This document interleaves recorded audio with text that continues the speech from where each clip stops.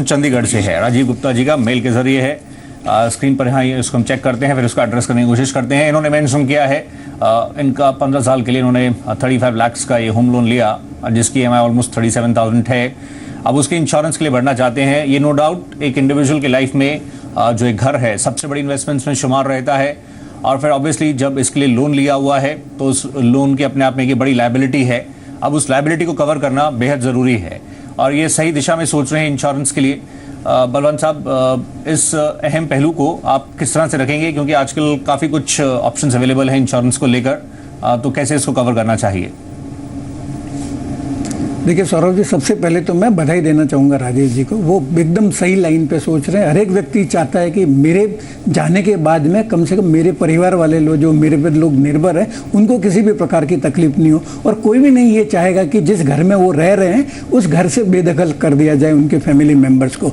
तो हर एक व्यक्ति के लिए जो लोन है उसके बराबरी का इंश्योरेंस लेना एकदम जरूरी है, और मैं एडवाइजेबल समझता हूँ। वैसे कई जो लोन देने वाली कंपनी है उनका इंश्योरेंस कंपनी के साथ टाइप होता है और सिंगल प्रीमियम पॉलिसी देते हैं, पर मेरा सुझाव रहेगा कि वो रिलेटिवली ज़्यादा महंगी होती है। मेरा सुझाव रहेगा कि आजकल ऑनलाइन बहुत सारे टर्म इंश्योरेंस अवेलेबल है। तो आईवीवा का जो टर्म इंश्योरेंस है, उनको 35 लाख का लोन है तो 35 लाख का टर्म इंश्योरेंस लेना चाहिए, और जैसे टर्म 15 साल का है तो 15 साल के लिए उनको लेना चाहिए। ये इंश्योरेंस पॉलिसी आइटम ऑनलाइन खरीदना चाहिए।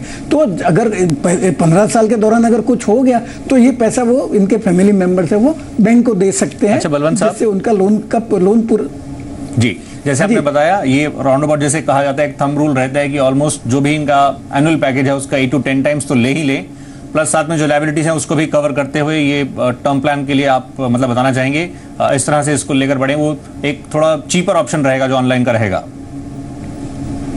नहीं, सही बताया आपने कि जैसे जो आप 8-10 गुना कह रहे हैं, मैं तो 10-12 गुना कह रहा हूँ। जो आपकी इनकम है उसका 10-12 गुना। इसके अलावा जो आपके कोई लोन एग्जिस्टिंग है वो आप ऐड कर लीजिए, और इसके अलावा जो आपके पास टेंजिबल असेट है, आपका जो घर है, आपकी जो पर्सनल ज्वेलरी है, वो छोड़ दीजिए। इसके अलावा जितना भी है उसका आपको इंश्योरेंस लेना चाहिए। पर मैं बात कर रहा था इसके स्पेसिफिक होम लोन से लिंक करके इंश्योरेंस लेने की। तो एक बात तो हो गई है जो लाइफ इंश्योरेंस लेने की।